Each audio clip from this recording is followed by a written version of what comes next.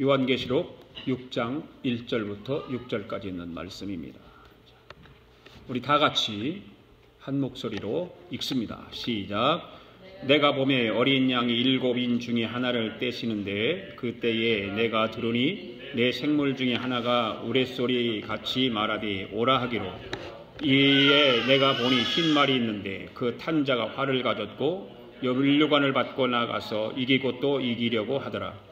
둘째 인을 떼실 때에 내가 들으니 둘째 생물이 말하되 오라 하니, 이에 다른 붉은 말이 나오더라.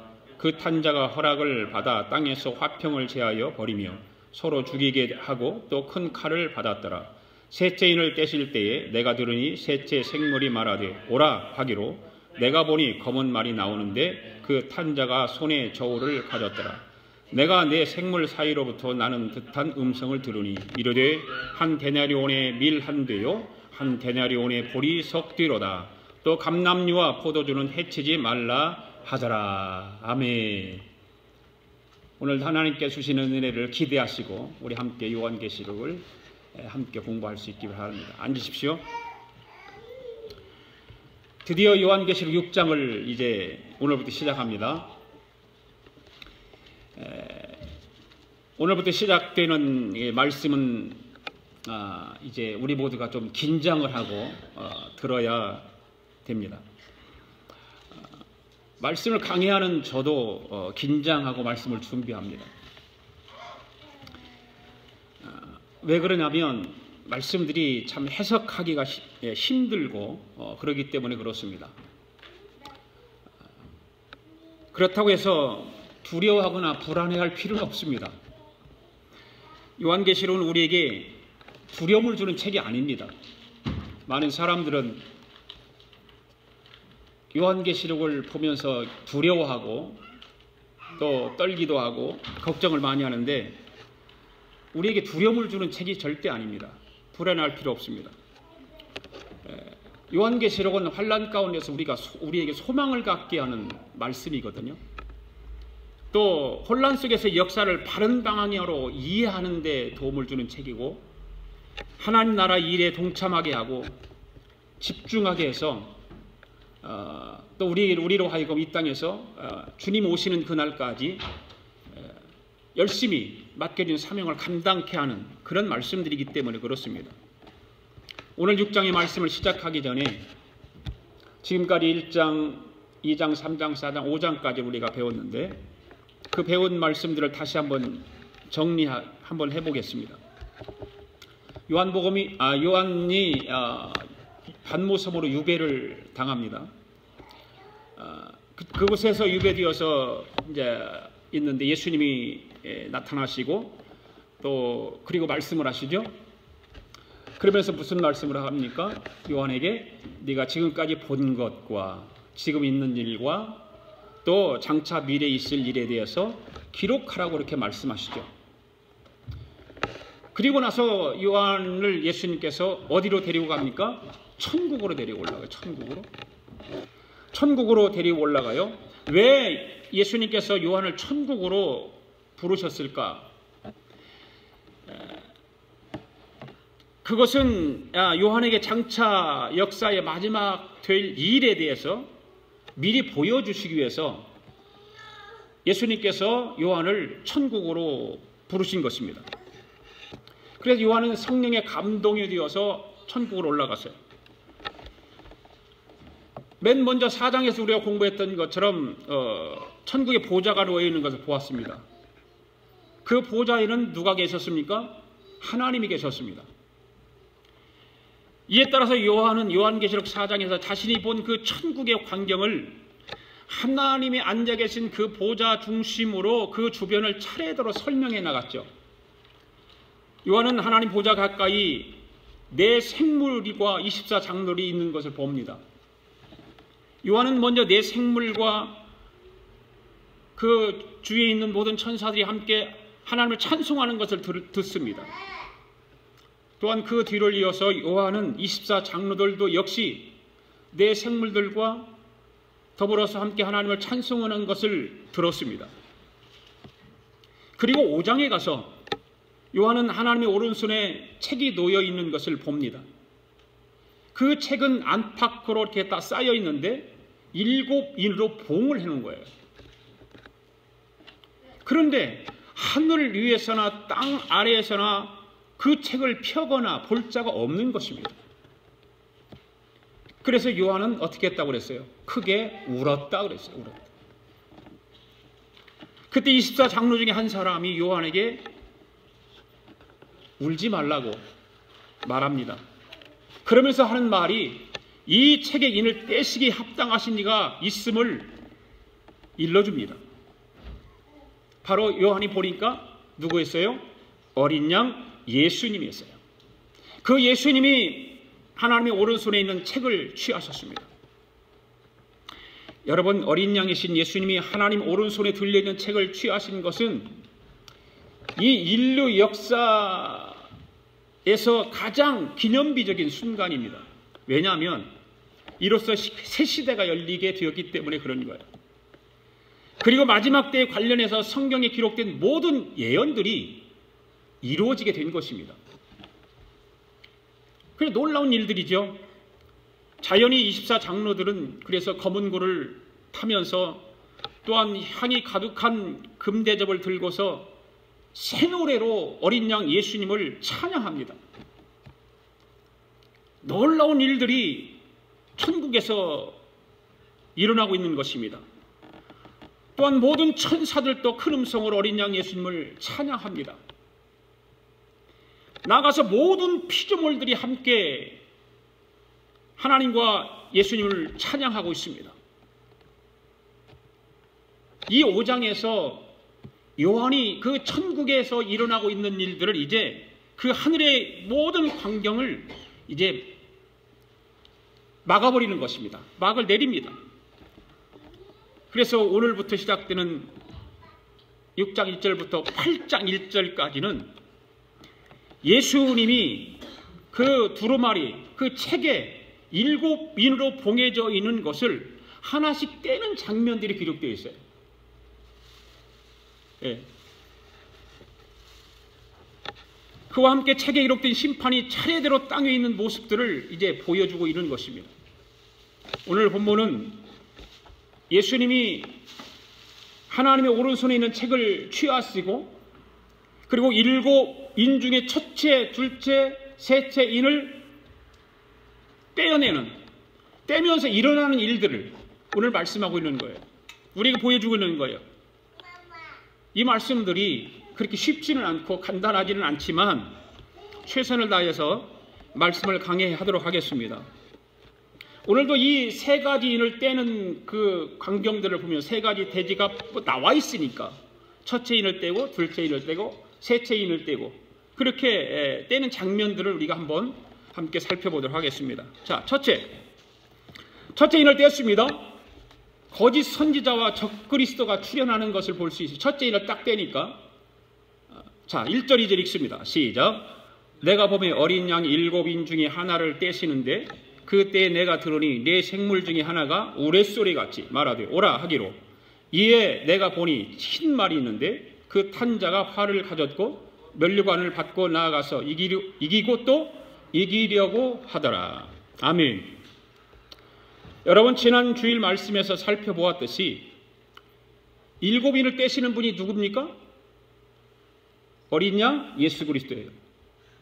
어린 양 예수 그리스도가 7인을 뗍니다. 드디어 어린 양 예수 그리스도가 7인 중에 하나를 떼면서 미래에 일어날 일이 드러나기 시작합니다. 6장 1절에 보는 환상은 교회 시대 이후에 일어날 일들이거든요. 그렇기 때문에 지금 우리가 교회 시대의 마지막 때를 살고 있다라고 하는 것을 우리는 다 알고 있어요.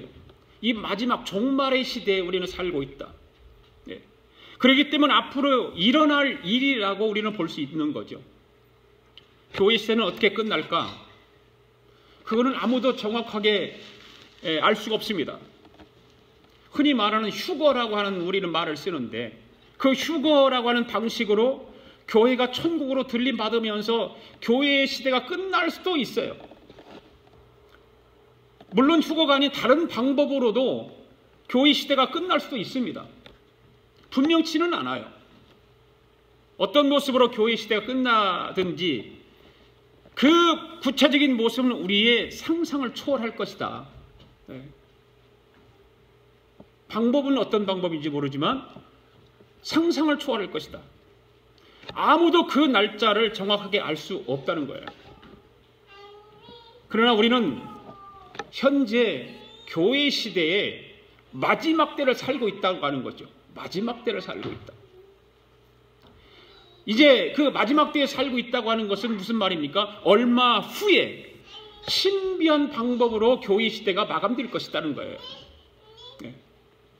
그리고 그 이후에는 환란의 시대가 시작될 것이다. 드디어 책을 취하신 예수님께서 임봉한 책 중에서 첫째 인을 떼실 때에 네 생물 중 하나가 뭐라고 말하고 있습니까? 네 생물 중에 하나가 뭐라고 말하고 있어요? 우레소리 같이 말하되 오라고 하는 거, 오라. 여러분, 여기서 네 생물이 무엇입니까? 이미 우리는 4장, 5장에서 이 네 생물에 대해서 공부를 했잖아요. 배웠잖아요. 네 생물이 뭐예요? 천사장, 천사장. 왜 네 생물이 천사장인가? 여러분들의 이해를 돕기 위해서 이사야서 6장을 한번 가보도록 하겠습니다. 6장 1절, 2절, 3절 말씀 같이 읽어봅시다. 시작. 우시야 왕이 죽던 해에 내가 본즉 주께서 높이 들린 보좌에 앉으셨는데 그의 옷자락은 성전에 가득하였고 스랍들이 모시고 섰는데 각기 6날개가 있어 그 둘로는 자기 얼굴을 가리었고 그 둘로는 자기의 발을 가리었고 그 둘로는 날며 서로 불러 이르되 거룩하다 거룩하다 거룩하다 만군의 여호와 그의 영광이 온 땅에 충만하도다 하더라. 아멘. 여러분, 우시야 왕이 죽던 해에 누가 보았어요? 누가 보았어요? 이사야 선지자가, 이사야가 봤어요. 이사야가 보니까 높이 들린 보좌에 앉으셨다고 그랬어요. 누가 높이 들린 보좌에 계십니까 지금? 예수님이 계시는 거예요. 예수님이. 이미 이사야 선지자는 그 높이 들린 보좌 위에 예수님이 계신 것을 보았습니다. 그 예수 그리스도를 누가 모시고 지금 있어요? 누가? 스랍들이 모시고 있다. 스랍들이. 여기서 스랍들이라고 하는 것을 바로 천사들을 말하는 거예요. 천사들. 네. 그리고 천사들이 붉은 천사들이라고 그렇게 기록되어 있는데 천사들입니다. 자, 오늘 본문으로 다시 돌아갑니다. 그 네 생물이 누구예요? 그러면 천사들이라는 거예요. 천사들. 천사들이 우레소리로 말하는 겁니다. 오라 부릅니다. 오라. 그 오라고 하는 이유가 무엇일까? 왜 오라고 그랬을까? 여러분, 아무도 모르게 비밀리에 되어질 일이라면 그렇게 큰 소리로 외치지 않았을 거 아닙니까? 귓속말로 했을 거예요. 그렇죠? 그렇게 큰 소리를 외친 것은 이제 이 땅의 위에 그 일이 공개적으로 되어질 일인데 그렇기 때문에 모든 사람들이 보게 될 것이다. 그 말이에요. 그래서 큰 소리로 오라는 거예요. 그렇다면 이 세상에 공개적으로 일어날 일이 무엇이냐 말이에요. 2절 말씀 잘 보세요. 거기요. 얘네가 보니 흰 말이 있는데 그 탄자가 활을 가졌고 멸관을 받고 나가서 이기고 또 이기려고 하더라. 자, 여기 이제 이게 어려워요. 사실은요. 흰말을 탄 자가 누군가? 흰말이 등장하는데 흰말이 누군가? 여러분이 묻습니다. 흰말을 탄 자가 누구를 말하는 것일까요? 누구라고 생각되세요? 모르겠어요?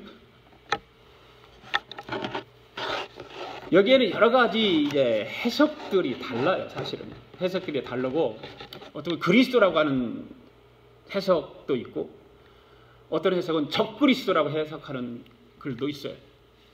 그런데 우리가 이 본문의 말씀을 잘 보면 여기 신발을 탄 자가 뭘 가졌다고 그랬어요? 뭘 가졌어요? 본문 보세요. 활을 가졌다고 그래요. 활. 그리고 그 다음에 보면 멸관을 받았다 이렇게 기록하고 있습니다. 그런데 이 활을 가졌다고 하는 것은 활을 가졌다면 뭐가 있어야 됩니까? 화살이 있어야 되잖아요. 그런데 화살은 없어요. 네. 그리고 면류관을 받았는데 여기서 면류관은 왕이 쓰는 면류관이 아니라 원어를 가서 보니까 승리자가 쓰는 면류관이에요. 승리자. 경기에서 이겼다든지, 그렇죠. 그런 사람들이 올림픽에서 마라톤을 해서 면류관을 받잖아요. 그런 면류관을 얘기하는 거예요. 성경에 보면 면류관에 대해서 제가 많이 얘기했죠. 의의 면류관, 생명의 면류관, 무슨 면류관 많습니다. 그런데 그 종류가 다 다른 것을 볼 수 있죠. 자, 왕이 쓰는 면류관은, 그 왕관은 원어로는 뭐라고 말하냐면 디아데마라고 하는 단어를 써요. 예, 왕이 쓰는 면류관, 디아데마. 예. 그게 요한계시록 19장 12절에 가서 보면 그 말이 나와요. 거기에는 백마라 그렇게 나왔는데, 그러니까 이 본문에서 흰말에 탄 사람을 예수 그리스도라고 해석하는 사람들은 요한계시록 19장의 백마 탄 자가 예수 그리스도인데 거기와 같이 동일시를 보는 거예요.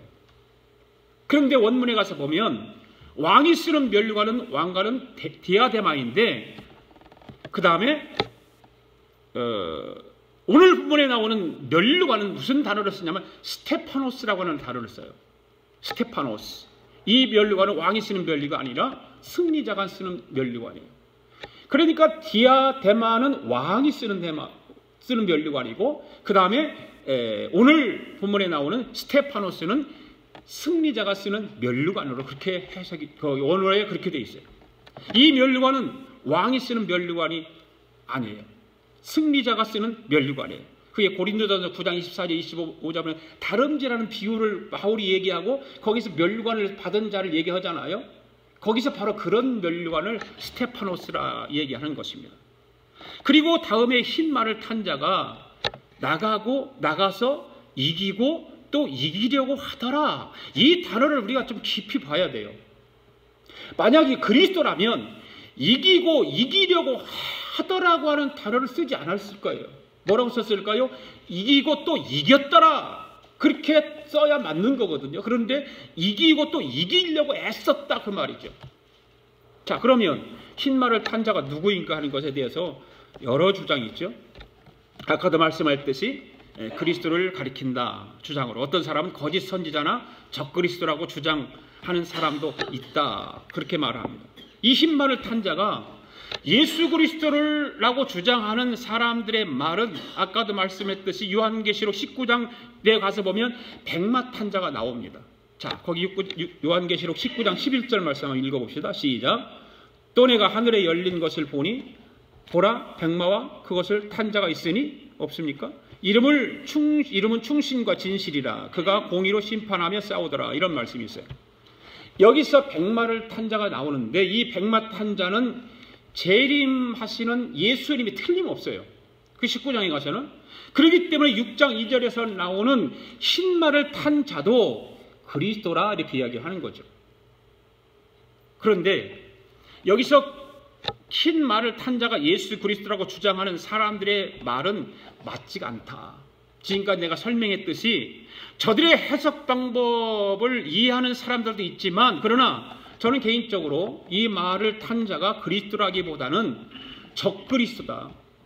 적그리스도라고 하는 표현의 본문의 전체적인 어떤 정황, 앞뒤 문맥을 보면 더 합당하다고 생각을 합니다.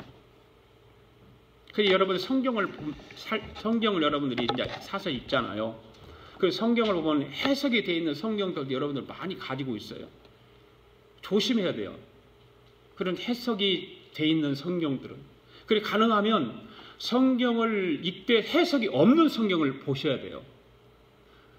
해석이 있는 성경을 보면 그 해석이 되어 있는 성경들이 많거든요. 달라요, 다 해석들이. 그러니까 그 사람들이 궁금하니까 해석을 가서 먼저 보거든요. 먼저 보면 내가 원문을 읽을 때 그 해석의 이해를 가지고 읽게 돼 있어요. 누구든지. 그러니까 이런 것들이 중요한 거예요. 상당히 중요해요.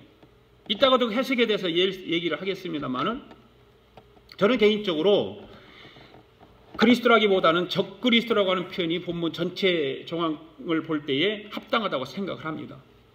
인봉을 떼는 분이 심판자이신 어린 양 예수 그리스도이라고 하잖아요. 그렇잖아요. 그리스도이신데 그분이 또 자기를 보여준다고 하는 거잖아요. 자기를 보여준다.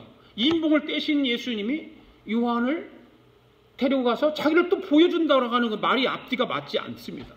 그렇지 않습니까? 그런 말들을 보면은 우리가 예수 그리스도가 아니다. 이건 적그리스도다. 금방 알 수도 있습니다. 한마디로 말해서 이 말을 탄 자는 메시아적인 그런 야심을 가진 적그리스도다. 이해 가십니까, 여러분? 여러분 마태복음 24장 3절 이하의 말씀을 보게 되면 예수님께서 제자들을 데리고요 감람산에 올라가셨을 때 제자들이 이런 질문을 해요. 선생님, 주의 임하심과 세상 끝에 징조가 있을 것에 대해서 말씀해 주십시오라고 말을 해요. 그때 예수님께서 대답하시는 말씀이 뭐래요? 가장 먼저 사람들이 내 이름으로 와서 나는 그리스도라고 하면서 사람들을 미혹해 할 것이다. 이렇게 대답을 해주세요. 이 말씀 무슨 말씀이에요? 거짓 선지자들이 많이 나올 것이다. 거짓 선지자들이 많이 나와서 성도들을 미혹해 할 것이다 라고 하는 말씀입니다. 이 예언의 말씀대로 지금까지 이 세상에는 거짓 선지자, 자칭 메시아가 많이 등장을 하게 되잖아요. 얼마나 거짓 메시아가 많습니까? 너무나 많지 않습니까? 그리고 수많은 성도들이 신앙을 미혹해 합니다. 지금도 여전히 거짓 선지자들의 미혹을 계속되고 있습니다. 앞으로 더 많은 거짓 선지자들이 나타날 것입니다. 언뜻 보면 흰말을 탔다고 하는 그 모습은 그리스도, 예수 그리스도를 연상하기에 충분합니다. 여러분, 통일교가 예수님 이야기하지 않습니까? 통일교도 예수님 이야기하잖아요. 그죠? 몰몬교가 예수님 얘기 안 합니까? 몰몬교도 예수님 얘기하잖아요. 여호와증인들이 예수님 얘기 안 합니까? 여호와증인도 예수님 얘기해요. 우리나라에서 지금 한참 떠들고 있는 신천지가 예수님 얘기 안 합니까? 예수님이 하고 있습니다. 그런데 이 모든 이단들이 예수님 이야기를 하고 있지만 저들만의 성경 외의 경전을 가지고 있다고 하는 걸 여러분 알잖아요. 성령을 중요시하는 것이 아니라 자기들이 가지고 있는 경전을 더 중요시한다 그 말이에요. 거짓의 탈을 쓴 이리와 같은 거죠. 여러분, 오늘 우리가 정신을 바로 차려야 합니다. 사단은 변신과 가장과 어떤 속임수의 천재라는 한 사실을 우리는 알아야 해요. 그럴듯하게 비슷하게 접근해 오는 것이 이단들이에요. 마지막 때에 가장 필요한 자세 중에 하나는 뭐냐? 성경은 말해요. 우리 뭐 어떻게 하고 있으라고 그래 말하고 있어요? 깨어 있으라. 깨어 있으라. 정신 차려라 그 말이에요. 특별히 우리는 외적인 것에 미혹되지 말아야 돼요. 성령님께서 분별력을 달라고 우리는 기도해야 돼요. 사람들은 본능적으로 외적인 힘과 화려함에 끌리게 되어 있어요. 어떤 사람이든 그런 것에 마음이 끌리게 되어 있어요. 내 몸도 따라가게 되어 있어요. 그런 본능을 이길 수 있어야 악한 것으로부터 우리 영혼을 지킬 수 있다는 거죠. 결국 적그리스도로부터 우리를 지킬 수 있는 것이 바로 그런 거예요. 깨어있는 거예요. 정신 차리고 깨어있을 때에 그 적그리스도로부터 우리를 지킬 수 있는 거예요. 그 다음에 두 번째 인을 뗍니다. 자, 무서운 전쟁과 살육이 일어날 것을 말하고 있어요. 3절 4절 읽습니다. 시작.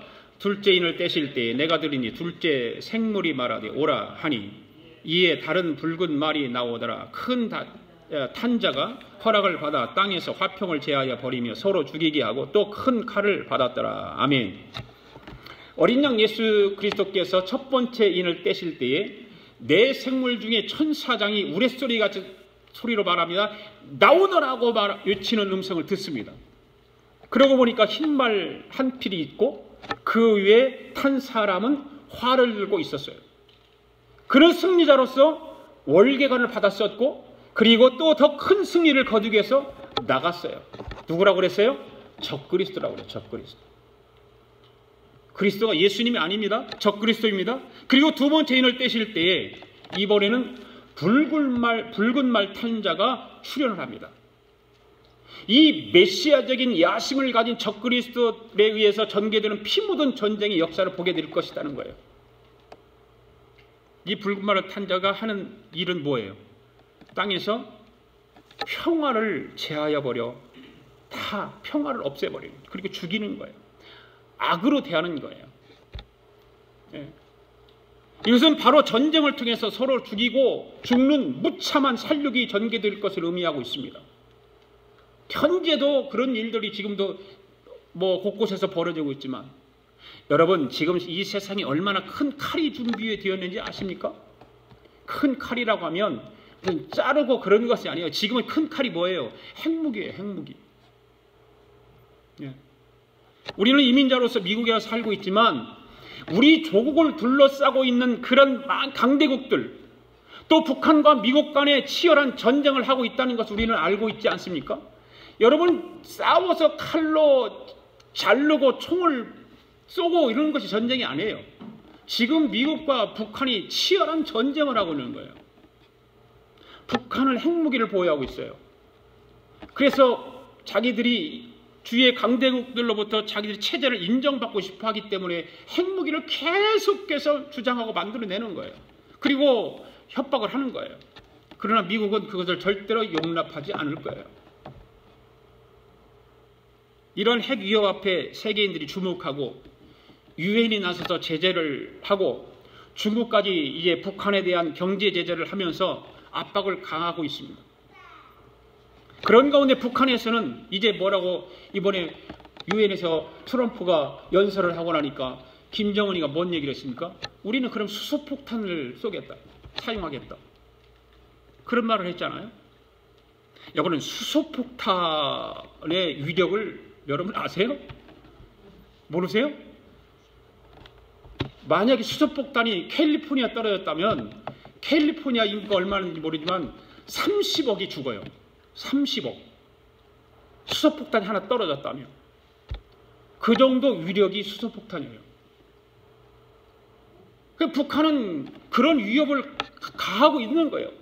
사실인지 거짓인지 모르지만 그들 나름대로 지금까지 해온 것을 보면서 계속해서 그렇게 압박을 하는 것입니다. 우리 인정해달라는 거예요. 핵을. 그래 자기들이 살아남고 자기들의 체제가 모든 세계 나라들로부터 인정을 받기 때문에.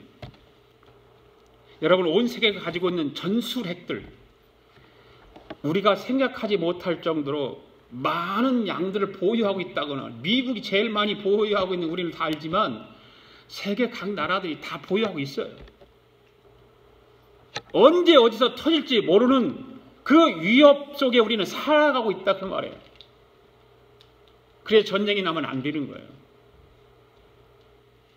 전쟁이 나면, 3차 전쟁이라면 끝이에요, 끝. 이런 수소폭탄들이 곳곳에 터져보세요. 어떻게 되겠어요? 오늘 우리는 우리 조국뿐만 아니라 세계 도처에서 전쟁이 일어나지 않도록 우리는 기도해야 됩니다. 평화의 왕이시며 모든 만물의 역사를 주관하시는 하나님 앞에 전쟁이 일어나지 않도록 평화의 모든 나라가 될 수 있도록 기도해야 됩니다. 우리의 그게 의무예요. 우리의 사명이에요. 여러분, 우리는 현재적 계시에서 지금 교회 시대를 살아가고 있습니다. 그렇죠? 우리는 지금 교회 시대를 살아가고 있어요. 그런데 이 교회 시대에 은밀하게 활동하던 적그리스도가 처음에는 기적적인 어떤 능력으로 사람들의 스타로 군림하다가 결국 피의 전쟁을 일으킬 거예요. 그래서 나라와 나라 사이에 큰 전쟁이 있게 될 것이고, 그 전쟁 이면에는 항상 적그리스도라고 하는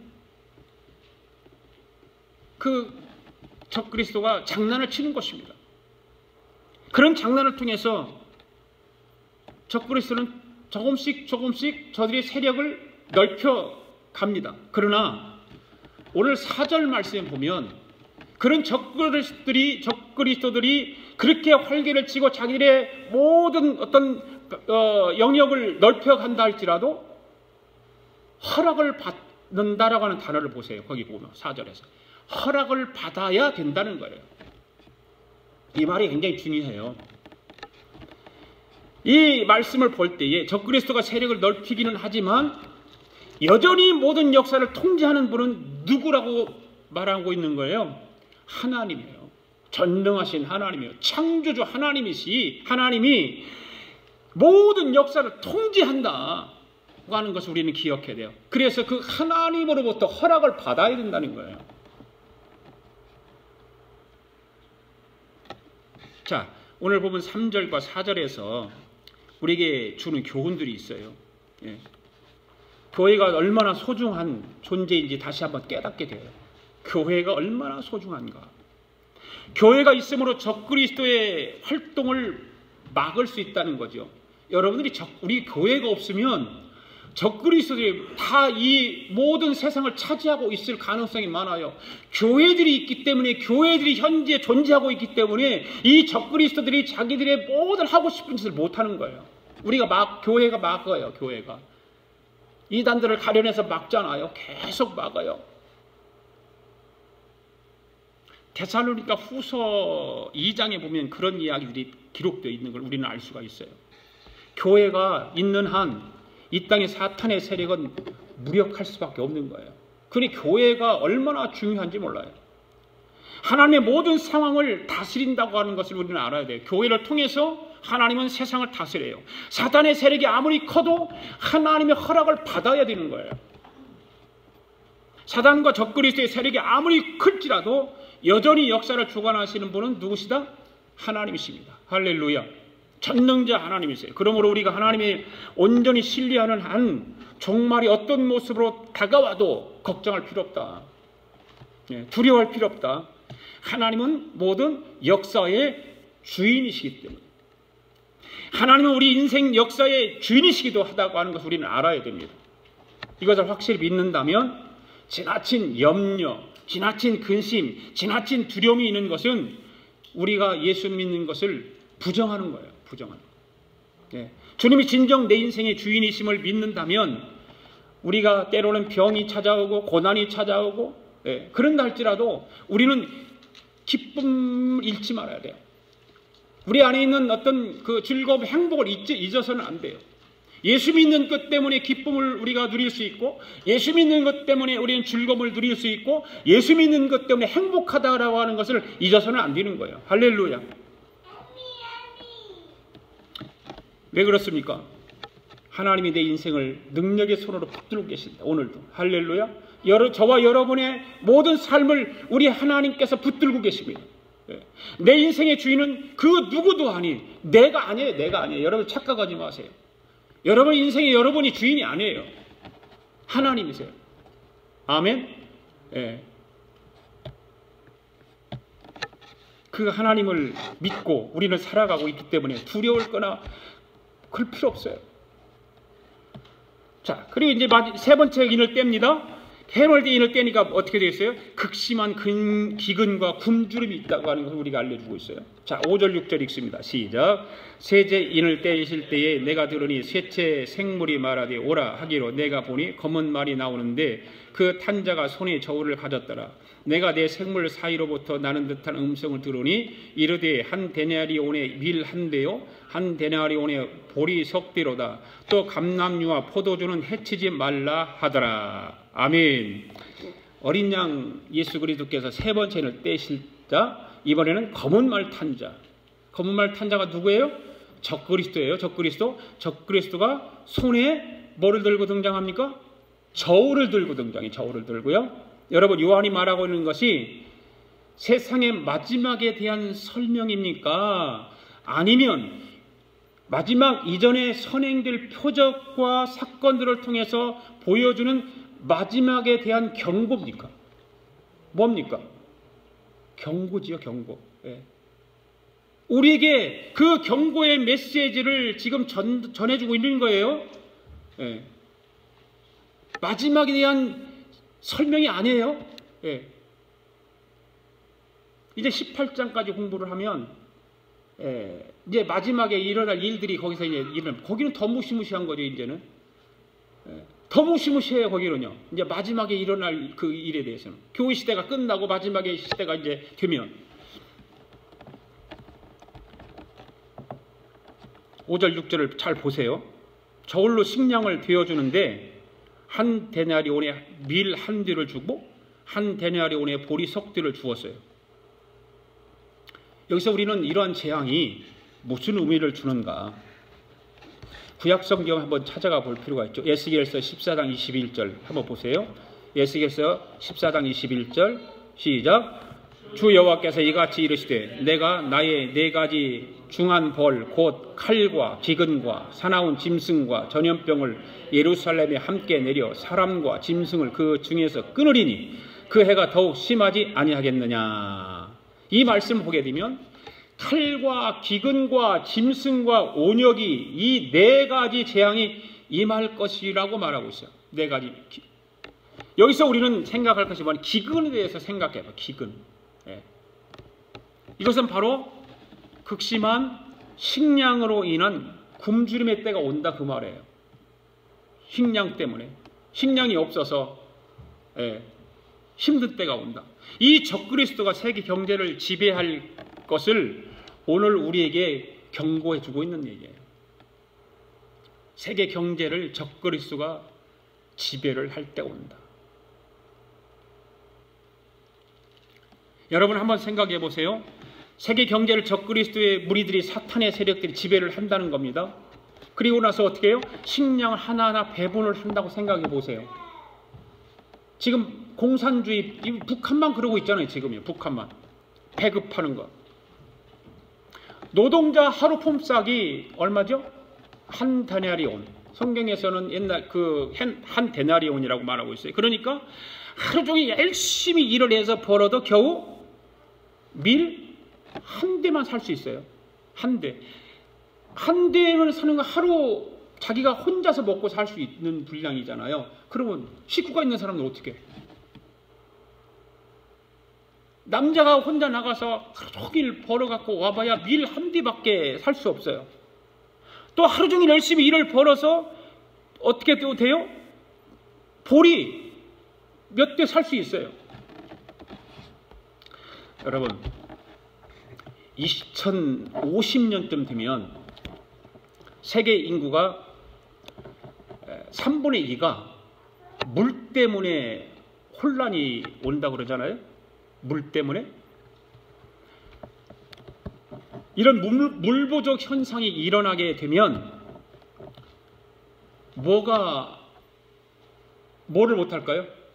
물이 없으면 농사를 못 짓잖아요. 물이 없는데 어떻게 농사를 져요? 그러니까 식량 생산에 막대한 차질이 빚어진다 그 말이죠. 그래서 국가 간에 물전쟁이 일어나게 될 것이라고 예측을 하고 있어요. 물전쟁이 일어날 것이다. 이산화탄소가 배출이 심해지면 지구의 온도가 상승하지 않습니까? 그렇죠? 지금 우리 피부에 와 닿고 있잖아요. 온난화 때문에 지금 지구의 온도가 상승하고 있는 거예요. 그래서 엘니뇨 현상이 일어나기도 하고 지진이 일어나는 것도 그러한 영향 때문인지는 알 수 없지만 하여튼 지진도 그런 영향 때문이라고 봐도 될 것 같아요. 그러니까 지구의 온난화를 막지 못하면 기상이변이 속출될 것이고 이 농사를 짓지 못하기 때문에 곡물 수확에 침용타를 입게 될 것이다. 그렇게 되면 한 데나리온의 밀 한 대를 겨우 사서 연명해야 되는 비극적인 시대가 온다는 거예요. 지금은 여러분들이 우리가 미국에 살면서 배부르게 먹고 넘쳐서 막 다 버리고 이런 현상을 우리가 그렇게 살아가고 있지만 2050년이 되면 얼마 안 남았어요. 17년이니까. 그런 예측을 하고 있는 거예요. 예측을. 이런 때 우리 앞에 다가온다면 여러분은 어떻게 하시겠습니까? 장차 다가올 기근과 굶주림의 때를 대비해서 열심히 일을 하고 저축하고 준비하는 것도 중요하죠. 그렇죠? 그때를 대비해서. 이번에 텍사스 이쪽 멕시코만의 헤일 태풍이 일어나고 그럴 때 텍사스주에서는 사재기를 그렇게 많이 했다잖아요. 사재기. 그런 소리에 아무것도 없는 거예요. 다 사가지고 이제 다른 주로 떠나야 되니까.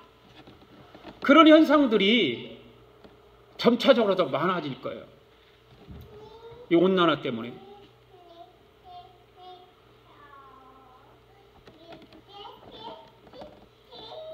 (6절) 마지막 부분의 말씀을 보십시오. 감람류와 포도주는 해치지 말라 하더라. 이 말에 딱 걸렸어요. 이제 이 말에 저도 이게 설교를 준비하면 이 말에 걸렸어요. 도대체 이 말이 무슨 말이냐 말이에요. 무슨 말이냐. 여러 자료를 한 10개 정도를 찾아봤어요. 목사님 설교한 것도 몇 권 책을 읽어보고 주석도 10권 정도 보고 참 해석하기 힘든 말씀이에요. 그런데 하나님 말씀을 해석함에 있어서 어떤 해석은 풍요적인 해석이 있고 어떤 해석은 보편적인 해석이 있거든요.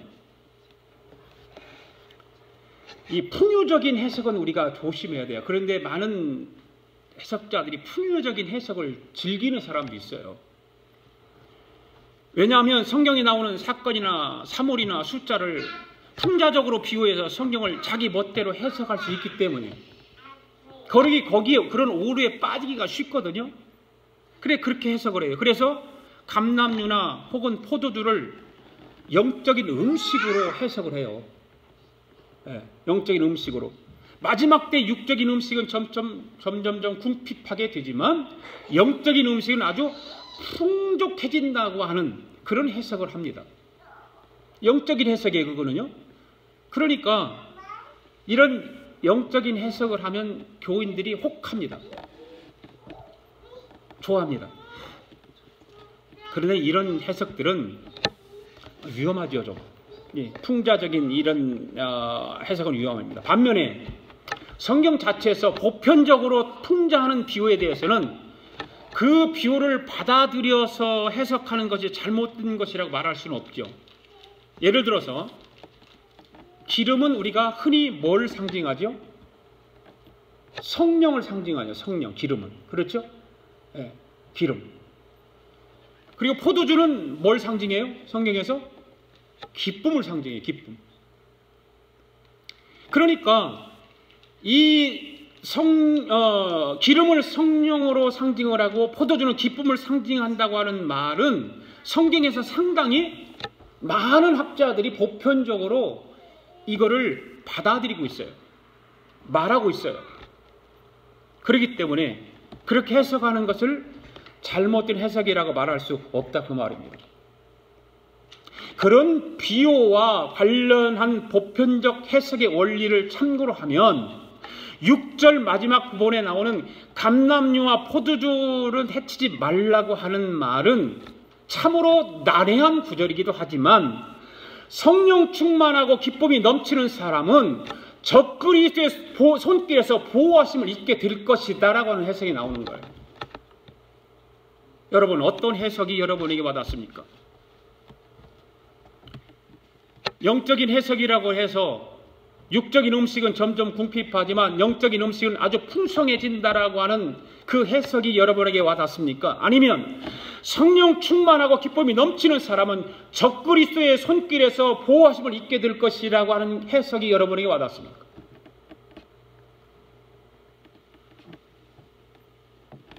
여러분 믿음이 무엇입니까?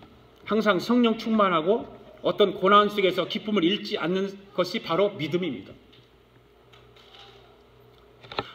환경이 극심한 어려움이 있어도 우리에게 성령 충만만 있으면 우리는 어떤 환경도 능히 극복할 수 있습니다. 아멘. 네. 그러므로 마지막 때를 살아가는 저와 여러분들의 삶의 현장에 성령으로 충만하기를 바랍니다. 여러분들의 가정 안에 성령 충만하기를 바랍니다. 여러분의 자녀들에게 성령 충만함으로 여러분이 기도할 수 있기를 바랍니다. 그러면 어떠한 적그리스도의 악한 영들로 하여금 어떤 해침을 받는다 할지라도 우리 예수 그리스도께서 보호해 주신다는 거예요. 예수님이 지켜주시고 예수님이 보호해 주시고, 그래서 우리는 진리 되시는 예수님으로 충만해야 되는 것입니다.